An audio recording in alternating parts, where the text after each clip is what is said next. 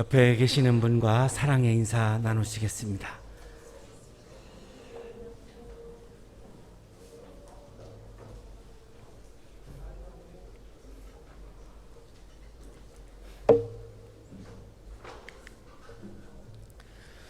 고대 그리스인들은 지혜를 사랑하고 또 지혜를 얻기 위해서 굉장히 부단히 노력을 했던 그런 사람들입니다. 지혜에 대한 사랑을 그리스어로 필로소피아라고 부르는데요. 여기에서 필라소피라고 하는 철학이라고 하는 용어가 나왔으니까 이 지혜에 대한 사랑을 하나의 학문으로까지 그렇게 발전시킬 정도로 지혜를 소중하게 여기고 지혜를 얻기 위해서 굉장히 많은 노력을 했던 사람들입니다. 이 그리스인들은 이 지혜라는 단어를 굉장히 아주 다양하게 사용을 했습니다. 이렇게 간단하지가 않습니다. 매우 복잡한 과정을 가지고 있는데요. 초기에는 기술의 탁월성이라고 이해했습니다. 이 전문적인 어떤 기술을 가지고 있는 것, 전문적 기술, 이거를 지혜라고 보았고, 근데 이 전문적인 기술은 인간이 창조했다기보다는 신이 내려준 선물이다, 이렇게 이해했습니다. 그래서 각 전문 분야에 아주 탁월한 기술을 가지고 있는 이런 기술의 탁월성을 지혜라고 그렇게 이해를 했습니다. 후기에 가면 이거를 이제 요즘으로 말하면 뭐 테크놀로지, 이 기술로부터 지식으로 이제 확대되어 갑니다. 그래서 이 소피스트들은 아예 그냥 지혜를 지식으로 그렇게 이해를 이렇게 했고요. 독특하게 소크라테스는 좀 입장이 달랐습니다. 단순한 그런 지식을 지혜로 이해하지 않았고, 내가 아무것도 모르는 것을 알게 되는 것, 그것을 깨닫는 것, 그것을 이제 지혜라고 여겼고, 그리고 이 지혜를 구하기 위해서는 신과 소통하지 않고서는 지혜를 얻을 수 없다를 매우 강조합니다. 그러니까 소크라테스는 지혜는 인간의 영역에 있는 것이 아니고 신의 영역에 있는 것이다. 신이 우리들에게 선물로 주셔야지 우리가 얻을 수 있지, 내가 만들어낼 수 있는 지혜는 아니다라고 하는 것을 굉장히 강조했는데, 지혜 연구의 아주 세계적인 권위자입니다. 트레버 커노라고 하는 철학자가 이렇게 이야기를 합니다. 자신이 지혜롭지 않다고 생각했던 소크라테스는 주변의 사람들이 소크라테스한테 당신이야말로 이 세계에서 가장 지혜로운 사람입니다라고 막 극찬을 하니까 소크라테스가 지금 이야기를 하는 거죠. 나 자신은 지혜롭지 않다. 내 지혜는 아무것도 아니다. 이렇게 얘기하는 거죠. 만약 내가 가장 지혜로운 사람이라면 인간의 지혜란 그리 대단한 것이 아니며 신의 지혜에 비하면 보잘것없다는 뜻이다라고 결론 내렸다. 인간의 지혜를 구하기 위해서는 직간접적으로 신과 소통해야 한다는 뜻이다. 그래서 만나는 사람들과 대화할 때에 특히 이 강변 숲길을 걸으면서 대화를 많이 했고, 그것들이 그 대화록이 책으로 나온 것들도 많이 있습니다. 이 대화록을 보면 계속해서 하는 얘기가 나는 지혜롭지 않다. 내가 지혜가 최고라면 인간의 지혜는 정말로 보잘것없는 거에 불과하다. 진정한 지혜는 신의 지혜이고 우리가 신과 소통을 하려고 부단히 노력을 해야 된다. 그래야만 신으로부터 우리가 지혜를 선물로 받을 수 있다라고 하는 것이 소크라테스의 굉장히 강한 그런 주장이었습니다. 플라톤은 이데아를 강조했죠. 그래서 최고의 선, 이거를 이제 지혜로 보았죠. 이데아에 해당하는 아주 궁극적인 선, 최고의 선을 이제 지혜로 보았고, 아리스토텔레스는 이 필로소피아를 굉장히 강조했던 사람이죠. 이 철학을 굉장히 강조한 사람입니다. 그러니까 지혜는 뭐냐? 철학이다. 하나의 아주 최고의 학문이다, 최고의 철학이다, 이렇게 이제 보는 것이 아리스토텔레스의 이제 지혜론입니다. 스토아 철학자들은 실천을 강조했죠. 그래서 어떤 지식이 있는데 이것이 실천된 지식, 실천으로 이어진 지식, 그거를 이제 지혜라고 보았는데, 우리가 오늘 보려고 하는 야고보서가 신약의 지혜서라고 말할 수 있습니다. 지금 지혜를 이렇게 쭉 묵상하는 이유는 오늘 야고보서의 말씀, 야고보서라고 하는 성경이 신약의 지혜서에 해당하는데, 야고보서도 굉장히 강조하는 것 중에 하나가 실천입니다. 실천이 없는 것은 하나님의 지혜가 아닙니다. 아주 이렇게 강력하게 주장을 하는 오늘 성서인데, 약간 이 부분은 비슷합니다. 스토아 철학자들도 실천되지 않은 지식은 지혜가 아니다. 실천으로 이어진 지식이 진정한 지혜다. 이렇게 강조를 합니다. 자, 오늘 야고보서가 기반을 두고 있는 것이 유대인들의 지혜입니다.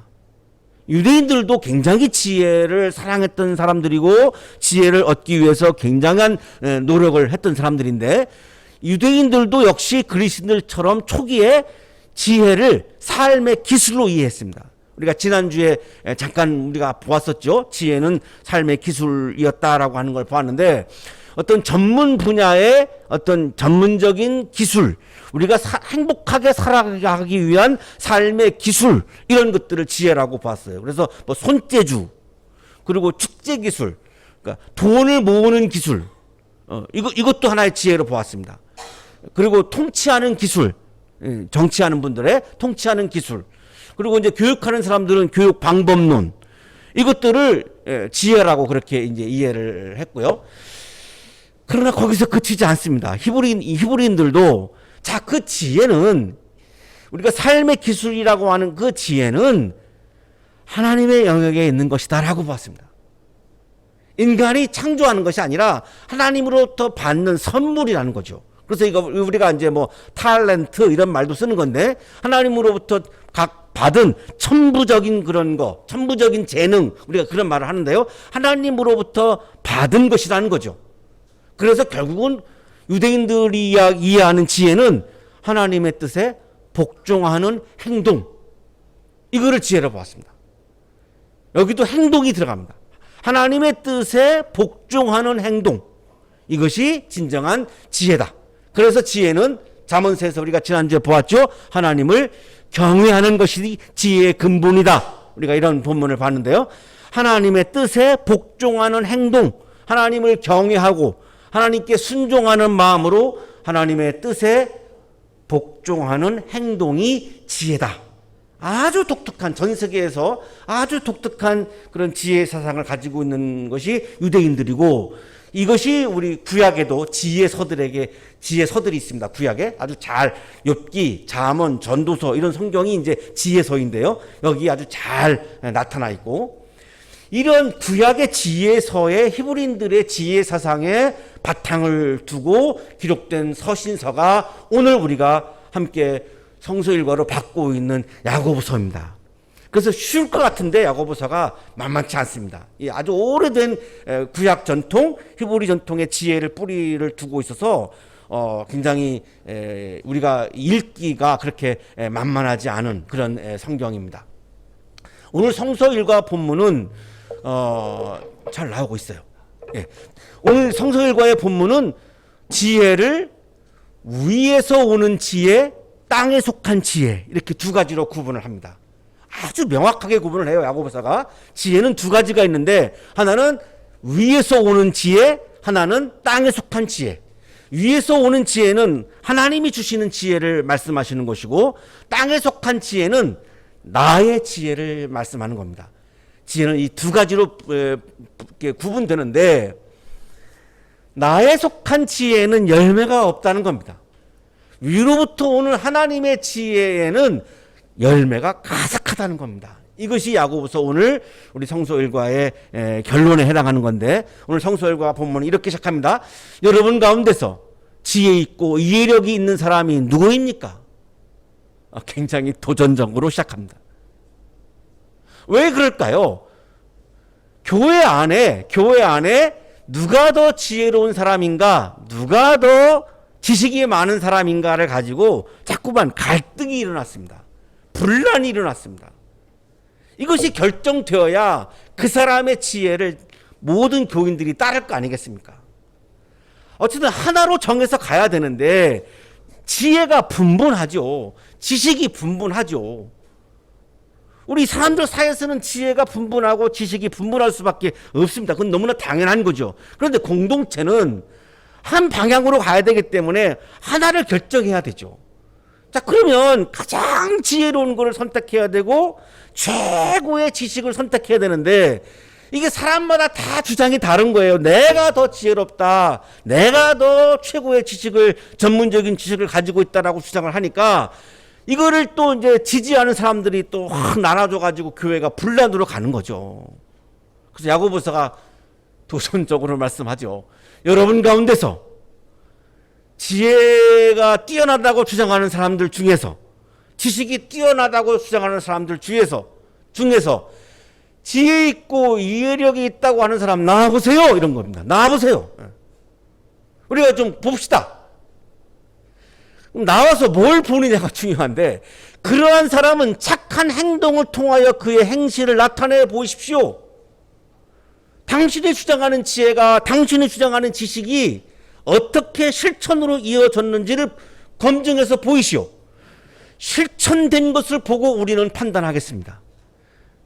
말로만 하는 것은 소용이 없습니다. 아무리 당신이 뛰어난 지혜자라고 얘기하더라도, 당신이 최고의 지식인이라고 아무리 떠들어대도 당신 스스로 실천하지 못한 거라면 그거는 우리는 받아들일 수 없습니다. 굉장히 도전적이죠. 예. 그 일은 지혜에서 오는 온유함으로 행하는 것이어야 합니다. 우리가 보려고 하는 그 행동은 그냥 단순한 테크닉적인 그런 기술이 아니라 그 일은 지혜에서 오는 온유함으로 행하는 것이야 할 것입니다. 여기에 이제 하나님의 지혜를 이제 이미 암시하고 있는 겁니다. 여기 온유함이라고 하는 것은 그냥 이렇게 뭐 착하고 이렇게 굴복하는 것을 말하는 게 아닙니다. 여기서 말씀하시는 이 온유라고 하는 단어는 하나님의 말씀을 받아들이고, 하나님의, 이렇게까지 설명합니다. 하나님의 말씀에 설득당하고, 이런 표현을 씁니다. 주석가들이 하나님의 말씀에 설득당하는 것을 온유라고 표현합니다. 하나님의 말씀에 내가 설득당하지 아니하면 온유하지 않고, 이 반대는 뭐냐? 하나님의 말씀을 거부하는 교만함이다. 이렇게 해석합니다. 그러니까 우리가 성경 말씀을 딱 읽으면서 이것이 내게 설득당하지 아니하면 내가 아직 온유한 상태에 이르지 못했다고 보여지는 거죠. 자, 그래서 이제 이렇게 강조하는 거죠.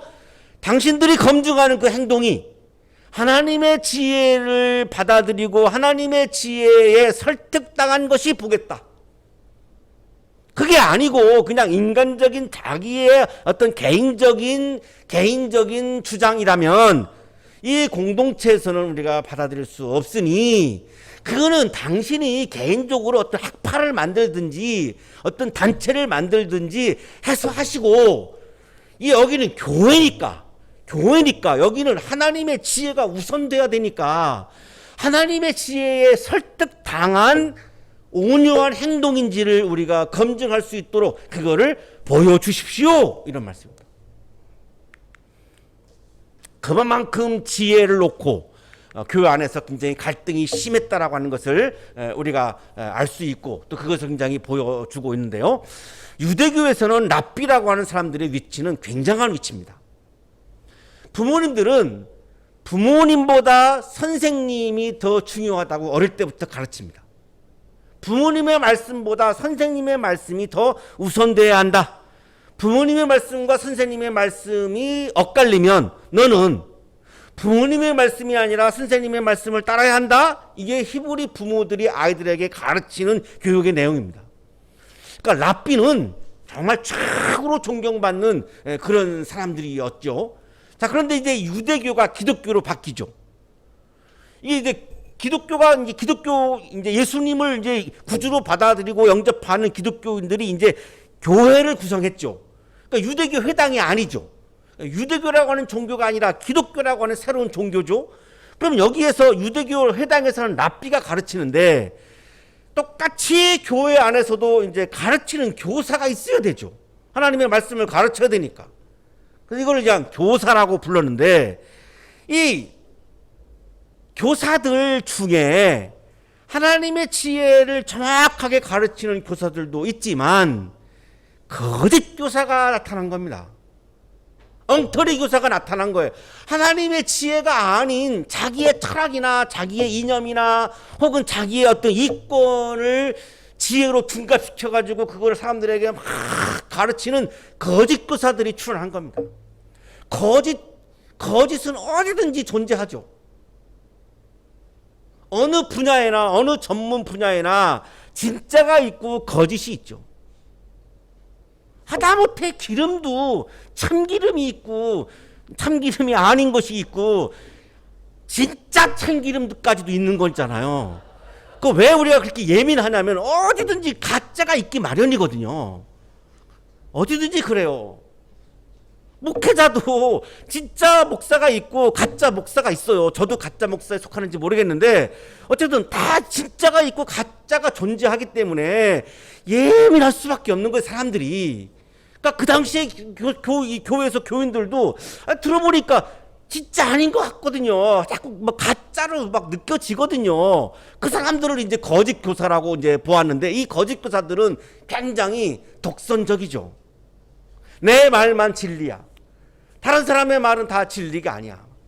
굉장히 이제 대체적으로 교만한 경우가 많고 내 말만 진리라고 하는 어떤 선입견에 사로잡혀 있는 경우가 다 그런 건 아니고 그런 경우가 많고 하나님의 진리를 살짝살짝 왜곡시켜서 자기에게 유리한 이야기를 하고 사적인 주장을 마치 공적인 주장인 것처럼 사적인 주장을 마치 하나님의 진리인 것처럼 이렇게 막 이야기하는 사람들이 나타나는 거예요.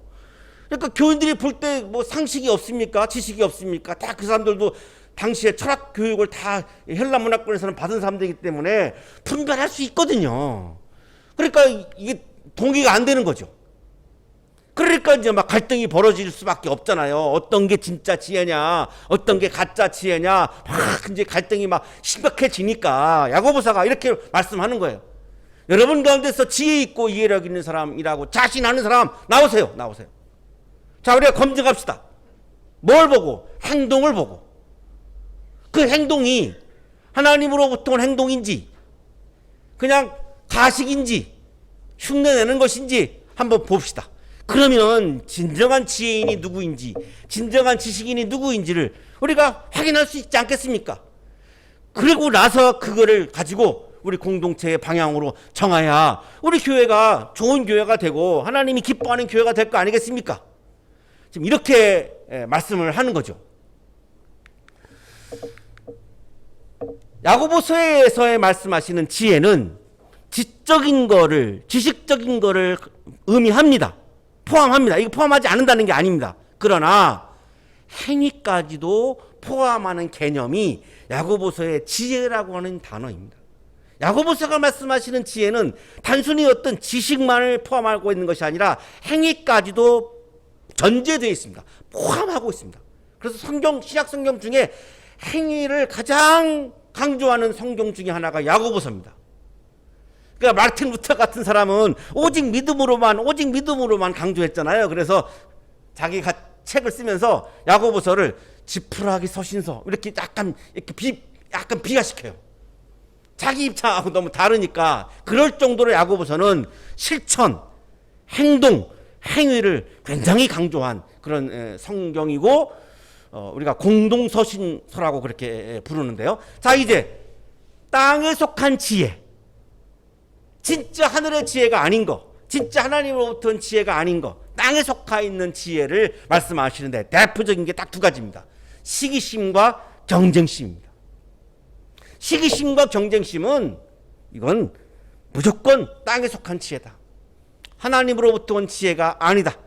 그거는 진리를 거스를 수밖에 없다.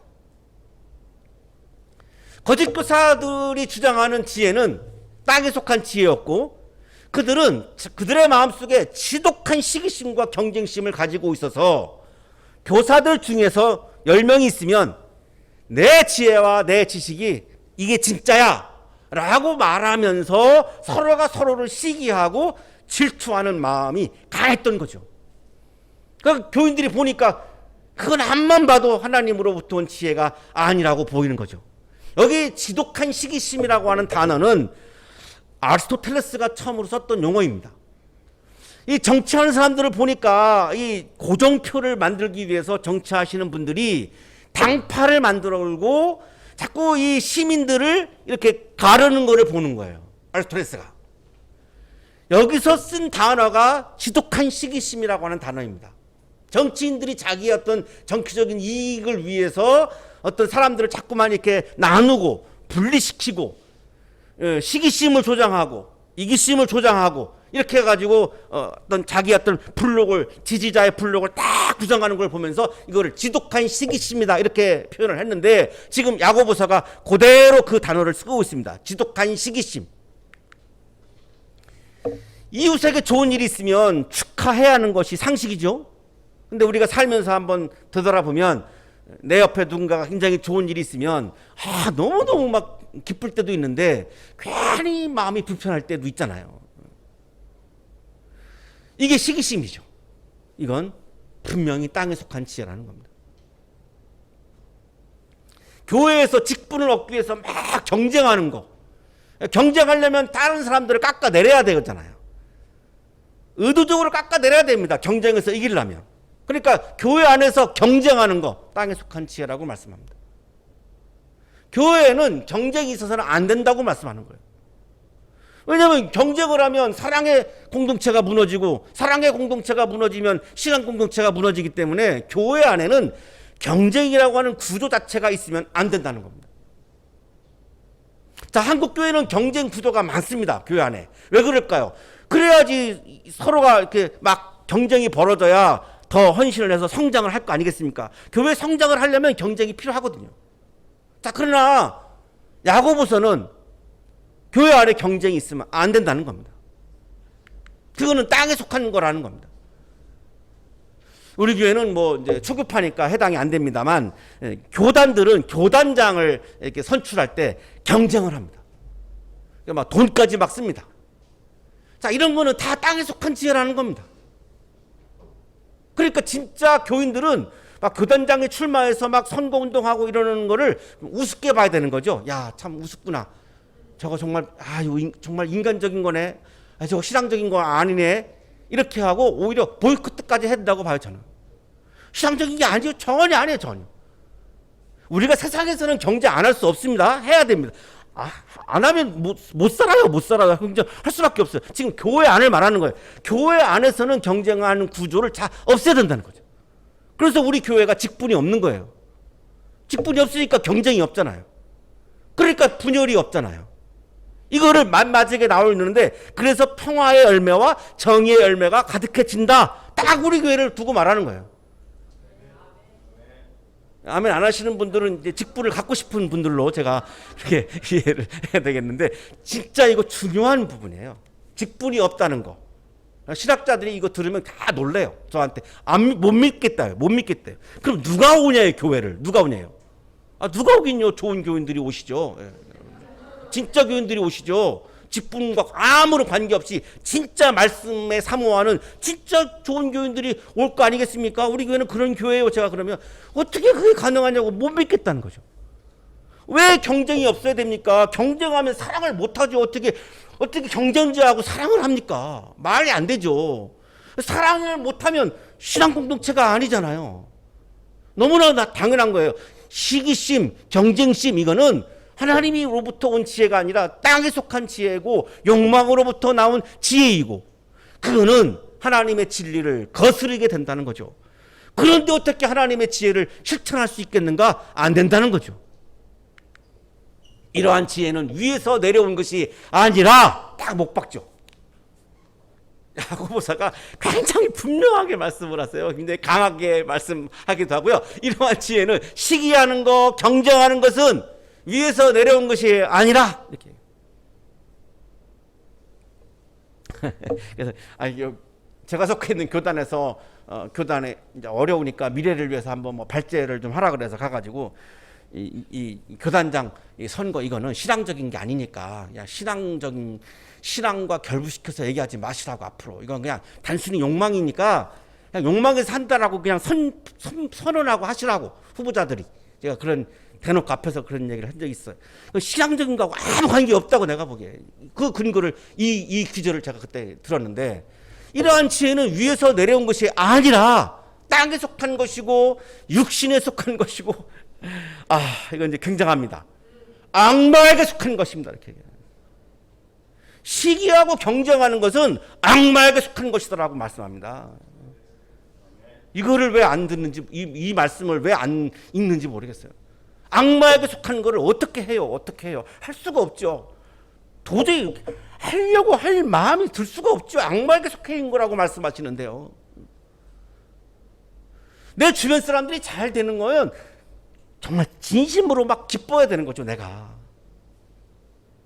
경쟁하지 않고 사랑하고 배려하고 양보해야 된다라고 하는 거를 지금 말씀하는 거예요. 그것이 하늘에서 내려온 지혜라는 거예요. 시기심과 경쟁심 있는 곳에는 혼란과 온갖 악한 행위가 있습니다. 시기하고 경쟁하면 거기에 굉장히 많은 막 악한 수들이 막 나오고 막 술수가 나오고 그러다 보니까 막 혼란스럽고 교회도 막 다 질서가 없어지고 막 그럴 수밖에 없어요. 그거는 이웃사랑에 위배되는 거죠. 그게 어떻게 이웃사랑을 강조하시는 예수님의 계명에 일치합니까? 완전히 위배되는 거죠. 그리고 시기하는 사람들은, 경쟁하는 사람들은 공동체를 분열시키는 데까지 갑니다. 경쟁에서 내가 이기는 게 중요하니까요. 이기기 위해서는 공동체의 분열도 불사하죠. 자, 그 다음에 이제 위에서 오는 지혜를 말씀하는데요. 위에서 오는 지혜는 마치 예수님의 팔복처럼 8가지를 말씀하세요. 첫째, 위에서 오는 지혜를 어떻게 구분하느냐? 순결하다는 겁니다. 위에서 오는 지혜는 아주 순결하다는 거죠. 여기 이거 제의 용어, 예배 용어예요. 우리가 구약에서 제물 드릴 때에 정결한 동물만 제물로 드릴 수 있거든요. 정결하지 않은 거는 거절당합니다, 제사장들한테.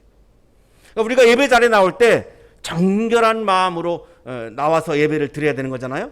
그래서 옷도 잘 갖추어 입고 아침에 목욕도 하시고 머리도 감고, 그런 이유가 이제 정결한 모습으로 하나님 앞에 나아간다라고 하는 상징인데, 여기 순결하다라고 하는 의미는 예배에 나갈 때 그 용어입니다. 예배 용어입니다. 깨끗한 거, 불순함이 없는 거, 어떤 불순한 의도를 가지고 있으면 그거는 하나님으로부터 온 지혜가 아닌 거죠. 그 다음 위에서 오는 지혜는 평화스럽다는 거죠. 평화라고 하는 것은 하나님과 인간의 관계, 사람과 사람 사이의 관계를 나타낼 때 사용하는 말입니다. 올바른 관계를 만드는 것이 하늘로부터 온, 위로부터 온, 하나님으로부터 온 지혜입니다. 싸움을 일으킨다, 이거는 무조건 땅에 속한 지혜입니다. 내가 하는 말이, 내가 하는 행동이 내가 속해 있는 공동체에서 싸움을 일으킨다, 분열을 일으킨다, 이거는 무조건 땅에 속한 지혜입니다. 하늘로부터 온 지혜가 아닙니다. 그러면 내가 거기서 나와야지.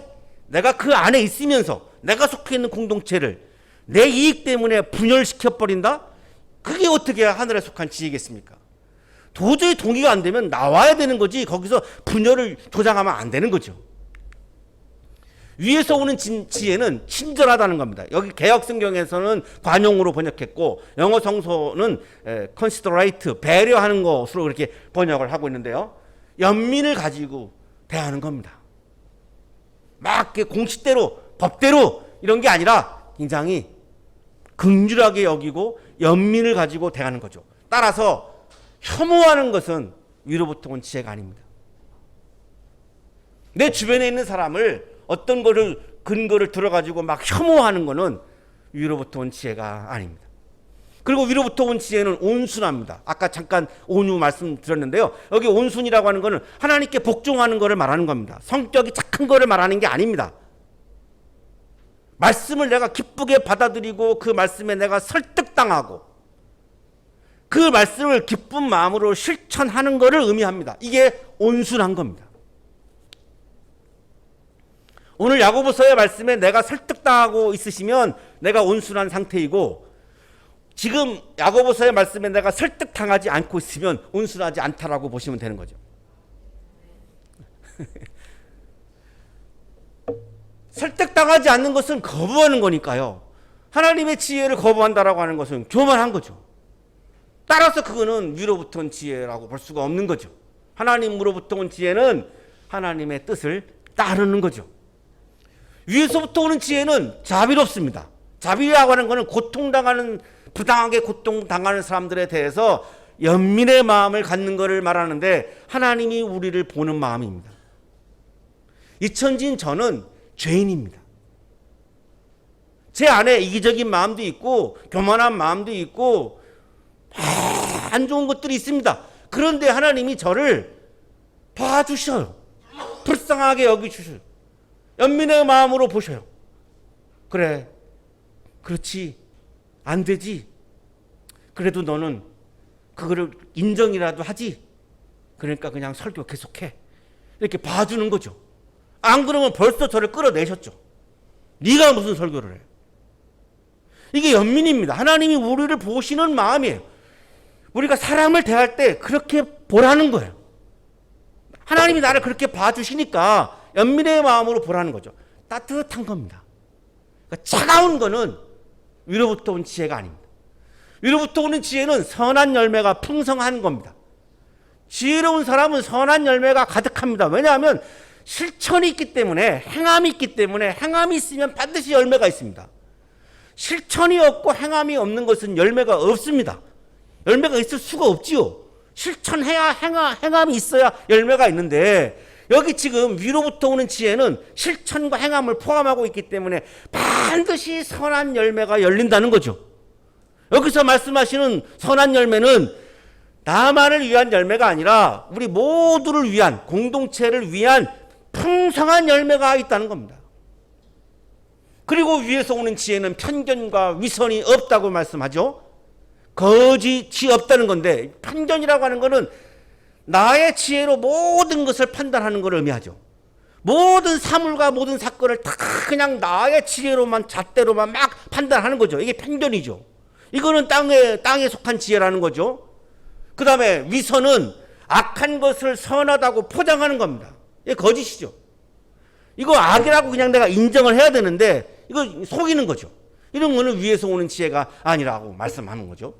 나의 지혜의 한계를 인정하고 내 안에도 악한 부분이 있음을 인정하는 것이, 그것이 위로부터 온 지혜라는 겁니다. 마지막 위로부터 온 지혜는 정의의 열매가 열린다는 겁니다. 그럼 어떻게 해서 이 위로부터 오는 지혜가 정의의 열매를 거두느냐? 황현숙 성서 신학주석가가 설명을 참 잘해 주셔서 이걸 소개하는데요. 이분은 의롭게 산다라고 하는 것, 정의롭게 산다라고 하는 말은 하나님의 뜻이 담긴 계명인 사랑을 실천하라고 하는 의미다, 이렇게 해석합니다. 내가 정의롭게 산다는 말은 성경에서 말씀하는 겁니다. 디카오시네라고 하는 건데, 내가 성경에서 말씀하시는 정의라고 하는 개념은 성경이 말씀하시는 의로운 삶이라고 하는 의미는 내가 사랑을 따뜻하게, 사랑을 실천하며 살아가는 삶이 즉 정의로운 삶이다, 이렇게 해석합니다. 굉장히 좋은 해석이고요. 굉장히 정확한 해석이에요. 아레타라고 하는 그리스어도 이게 덕을 베푼다라고 하는 거를 정의를 그리스 철학에서도 덕을 베푸는 것이다, 그렇게 해석을 하거든요. 딱 맞아요. 예. 사랑을 실천하는 게 정의로운 것이다. 그러면 사랑을 실천하면 뭐가 이루어집니까? 평화가 이루어지죠. 사랑을 실천하는데 어떻게 싸움이 일어납니까? 평화가 이루어지죠. 자, 평화가 이루어지면, 평화의 씨앗을 심으면 그 평화의 나무에서 반드시 정의의 열매가 열린다는 겁니다. 그러니까 사랑의 실천이 평화로 이어지고 평화가 정의로 이어질 수밖에 없다는 겁니다. 그래서 위로부터 온 지혜는 반드시 정의의 열매를 풍성하게 한다는 겁니다. 우리 청년들은 정의라고 하는 것에 대해서 굉장히 민감하시죠? 예, 굉장히 많이 민감합니다. 정의로움, 공정함, 이것은 굉장히 민감한데요. 그 정의로움, 공정함은 무엇으로 이루어지느냐? 사랑의 실천으로 이루어지는 겁니다. 그래서 우리 학교가 여러분들에게 사랑의 실천을 가르치는 있는 거죠. 사랑하는 한약가족 여러분, 예수 그리스도를 믿는다라고 하는 것은 나만을 생각하는 이기심과 경쟁심을 절제하고, 완전히 없을 수가 없습니다. 우리 인간은 이기적인 마음이 왜 없겠습니까? 경쟁하는 마음이 왜 없겠습니까? 있죠. 우리 모두가 다 있습니다. 그러나 최대한 그거를 절제하고 위에서부터 오는, 하나님으로부터 오는 지혜, 하나님의 뜻을 따라서 살아가는 것, 그것이 예수 그리스도를 믿는다는 의미입니다. 그냥 입으로만 믿습니다는 예수님을 믿는다라고 보기 어렵습니다. 내가 살기 위해서 너를 죽이는 경쟁이 극단화되어 있는 차가운 세상에서 지금 우리가 살고 있습니다.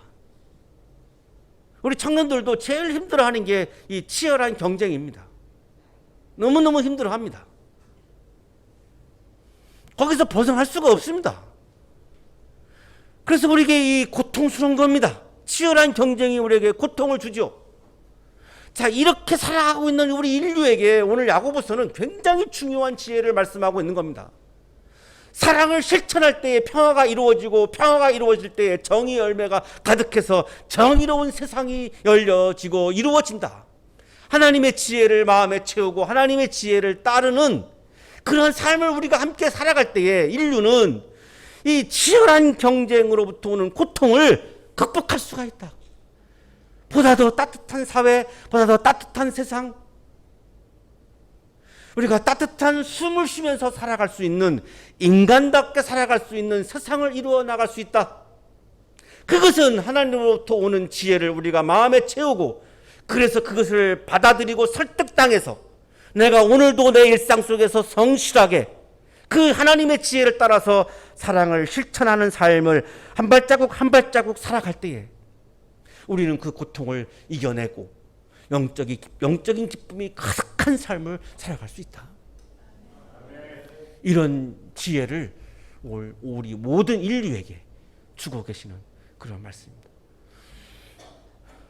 여러분 마음에 영적인 기쁨이 충만하시기를 간절히 축원합니다.